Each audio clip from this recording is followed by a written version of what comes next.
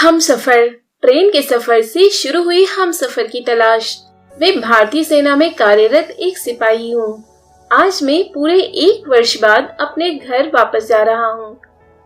Railway station पर सही समय से पहुंचकर मैं अपनी ट्रेन में बैठ गया और ट्रेन चलने का इंतजार करने लगा।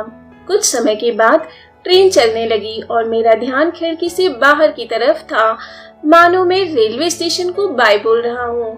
अब ट्रेन रेलवे स्टेशन से निकल गई थी। अब मैंने ट्रेन में आसपास देखना शुरू किया।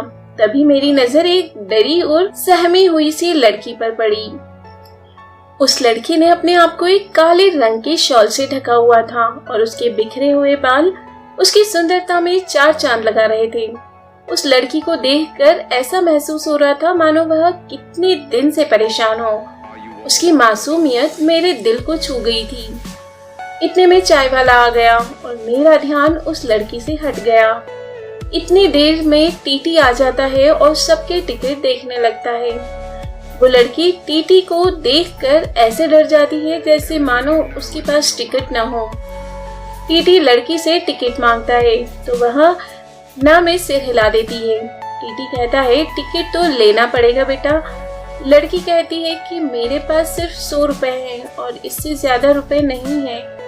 टीटी 100 रुपए लेकर वहाँ से चला जाता है। लड़की कुछ देर बाद किसी को फोन करती है और कहती है कि मेरे पास रुपए नहीं है, तुम स्टेशन पर किसी को भेज देना। मैं समझ गया था कि लड़की के पास अब रुपए नहीं है और न जाने वह कितने दिनों से भूखी होगी।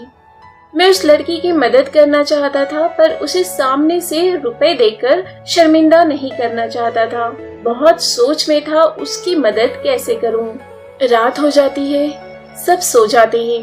मैं एक लिफाफे में 500 रुपए रख देता हूँ और उस पर लिख देता हूँ, जब भी पैसे आ जाएं तो इस पते पर वापस कर देना।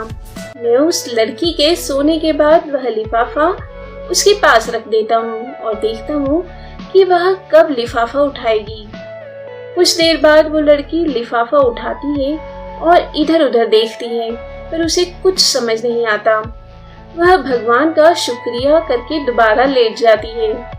मैं भी सो जाता हूँ। जब सुबह जागता हूँ तो देखता हूँ कि वह लड़की वहाँ से चली गई। मैं भी अपने स्टेशन पर उतरकर घर चला जाता हूँ। अब उस लड़की का चेहरा हमेशा मेरी आंखों के सामने ही रहता था।